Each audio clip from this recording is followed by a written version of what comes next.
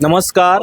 आप देख रहे हैं रिपब्लिक राजस्थान और मैं हूं धर्मेंद्र सिंह। और आज आए हैं हम किशनपोल विधानसभा क्षेत्र के अंतर्गत आने वाला वार्ड नंबर 63, जहां पे दुर्घटना के कारण यहां पे उपचुनाव हो रहा है पार्षद का, और जो कि निर्दलीय पार्षद का चुनाव लड़ रही हैं सीमा मीणा।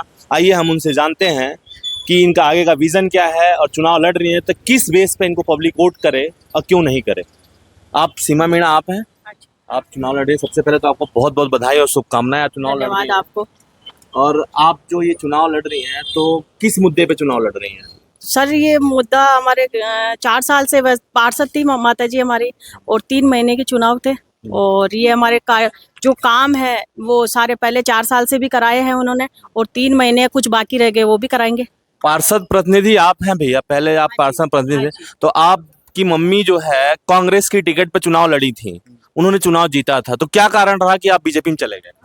देखिए, कांग्रेस छोड़ के बीजेपी में शामिल होने का सिर्फ एक ही कारण था, भ्रष्टाचार का खत्म करना था। और भ्रष्टाचार खत्म करने के लिए ऑप्शन हमारे पास सिर्फ भाजपा था, इसलिए हमने भाजपा पार्टी ज्वाइन की। क्योंकि भाजपा पार्टी ज्वाइन करने के बाद सरकार भाजपा की थी, लोगों को हमसे उम्मीद थी, तो हमने भाजपा पार्टी में रहकर जो 9 महीने का कार्यकाल था उसके अंदर हमने काफी काम करा यहाँ पे। लेकिन भाजपा पार्टी में गए भ्रष्टाचार को लेके, लेकिन भ्रष्टाचार भी खत्म नहीं हुआ। ठीक है, उसके बाद भी अब दोबारा मतलब आपकी मदर का डेथ हुआ, उसके बाद जब उपचुनाव हो रहे हैं तो क्या कारण रहा कि आपको भाजपा टिकट नहीं दिया? देखिए, पार्टी के पास में जब हम सभी समूह दल वहाँ गए थे तो उन्होंने कमिटमेंट किया था कि आप पार्टी के लिए काम करो, और आपने इतना बड़ा बलिदान दिया है तो आपको जब भी चुनाव होंगे, 2 महीने का उपचुनाव की तो कोई बात ही नहीं थी, जो बड़ा जो परिसीमन होने के बाद वार्ड का बड़ा चुनाव होना जा रहा है उसके अंदर आपको टिकट दिया जाएगा। यहाँ 2 महीने के चुनाव के अंदर पार्टी ने हमें बाहर का रास्ता दिखा दिया, तो किस आधार पर हम यहाँ पे कार्यकर्ताओं को लिए काम किया अभी तो एक ये छोटा सा वार्ड है, 8,000 के समथिंग का वार्ड है, आने वाले टाइम में 22,000 का वार्ड होगा। तो जब 8,000 के वार्ड में आपको टिकट नहीं दिया गया तो कैसी आप उम्मीद लगा सकते हैं कि भाजपा आपको दोबारा टिकट देगी? इसीलिए जनता के समर्थन से, जनता के सहयोग से और सभी लोगों की राय मशूरा करके यहाँ जितनी कॉलोनियाँ उन सब में मैंने पर्चा नॉमिनेशन दाखिल करने से पहले पूछा क्या मैं चुनाव लड़ने के लिए तैयार हूँ। सभी ने कहा कि हमारा आशीर्वाद आपको जैसे पिछले साल मिला था। पिछले चुनाव के अंदर लगातार 5.5 साल के कार्यकाल के अंदर हमने यहाँ विकास के, कांग्रेस सरकार के अंदर भी हो, जब हमने भाजपा ज्वाइन करी 1 साल, लगातार पूरे ही कार्यकाल में 5.5 साल के कार्यकाल के अंदर यहाँ ऐसा कोई कॉलोनी नहीं थी। सड़क, सीवरेज, सफाई, लाइट सभी को लेकर हमने पूर्णतः जमीनी स्तर पे काम किया। उसी का नतीजा आज यह है। आप हर कॉलोनी के अंदर सर्वे करा के देख लीजिए कि एक निर्दलीय प्रत्याशी को किस आधार पर जनता का समर्थन मिल रहा है। हर गली, हर मोहल्ला, हर चौराहे के ऊपर आज हमें अपार जन समर्थन मिला जा रहा है। और निश्चित तौर पर आगामी 3 तारीख को हम ये चुनाव जनता के सहयोग से एक इतिहास जयपुर के अंदर रचने जा रहे हैं, जिसका जवाब इन दोनों ही पार्टियों को जनता के माध्यम से दिया जाएगा। अभी ये केवल 2 महीने का आप पार्षद चुनाव जीतेंगे तो 2 महीने के वैलिड हैं आप, तो इन 2 महीनों में आप इस वार्ड की जनता के लिए क्या करने वाले हैं?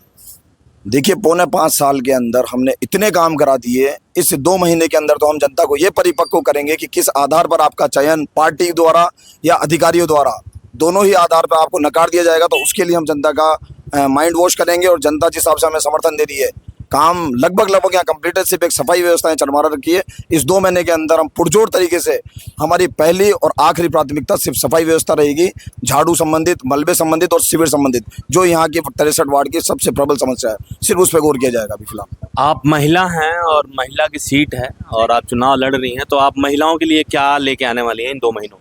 महिलाओं को पहले सबसे है कि गली गली में साफ सफाई हो, सभी को, महिलाओं को यही चाहिए, तो साफ सफाई का पूरा ध्यान रखा जाएगा।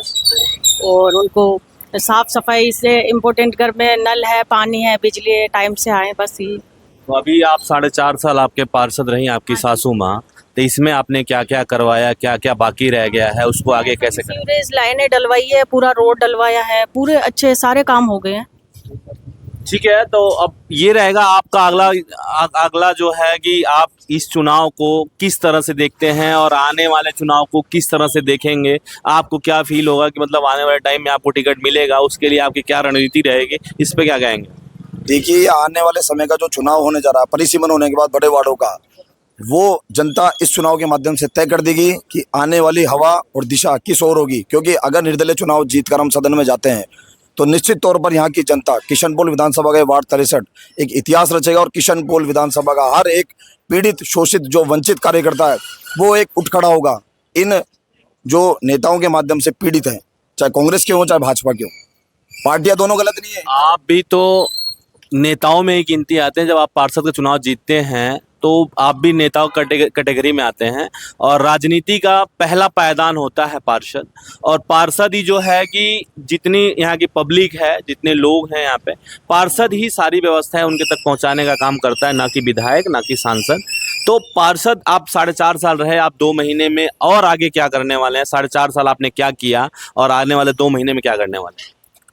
सबसे पहले मैं आपको बता दूं, जिस कॉलोनी में हम खड़े हैं रामनगर कॉलोनी है, इसके आगे श्री राम कॉलोनी, आज़ाद बस्ती, बापू कॉलोनी। 40 साल से यहाँ सीवरेज लाइनें नहीं थी।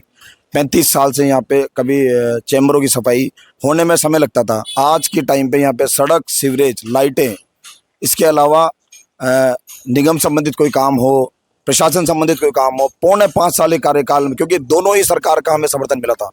4 साल हम कांग्रेस में रहते और 1 साल का जो माताजी के देहांत होने के बाद हमने भाजपा ज्वाइन की थी। ये तो टिकट के समय उन्होंने काट दिया, तो 1 साल का कार्यकाल हमारे पास भाजपा का था। तो दोनों ही सरकार में हमें काम करने का मौका मिला है। तो हमें कभी जनता को ये नहीं कहा कि हमारी सरकार नहीं है, हम पार्षद तो हैं लेकिन सरकार नहीं है। मुझे दोनों ही सरकार का समर्थन मिला और दोनों ही सरकार के माध्यम से मैंने यहाँ जनता का बहुत काम करवाया। उसी का परिणाम आगामी 3 सितंबर को यहाँ जनता में देने जा रही हूँ। आप यहाँ की जनता के लिए क्या मैसेज देना चाहती हैं? मैं यही बोलना चाहती हूँ कि सब अधिक से अधिक वोट देके आशीर्वाद दे सबका, क्योंकि पार्टी ने धोखा दिया है। 3 महीने के चुनाव में कमिटमेंट किया था कि देंगे बीजेपी वालों ने, लेकिन हमको लास्ट टाइम में जाके धोखा दे दिया है। तो आशीर्वाद चाहिए जनता से, सभी से, कि सब आशीर्वाद दें और विजय बनाए सीमा मीणा को।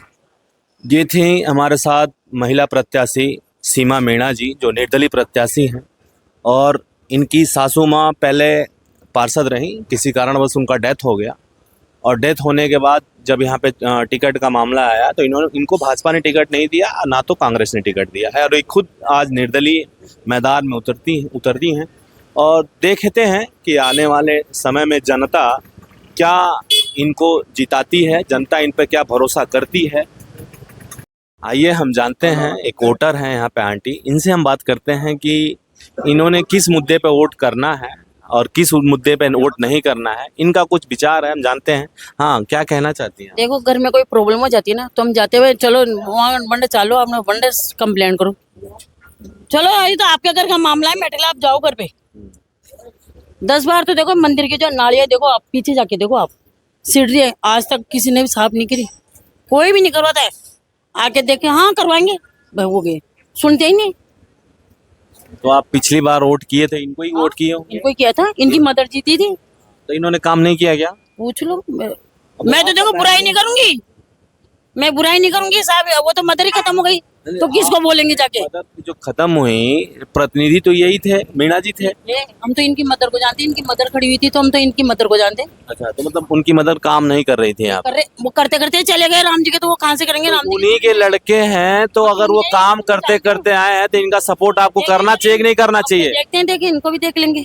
2 महीना बचा है और 2 महीना मैं आपको भी कह रहा हूँ, 2 महीना में कोई कुछ काम तो करा नहीं पाता, कोई भी हो। ये है कि जो सफाई की व्यवस्था है, सफाई की व्यवस्था को ये करवा सकते हैं। देखो, किसी की हर कोई की प्रॉब्लम भी सोल्व करनी चाहिए भाई ये दिक्कत है तो अपने इनकी कंप्लेंट करे, कुछ भी करें, सुने। ऐसे ही किसी और न्यूज़ को देखने के लिए हमारे चैनल को आप लाइक, सब्सक्राइब और कमेंट जरूर करिए। कैमरामैन हर्ष के साथ मैं धर्मेंद्र सिंह, नमस्कार।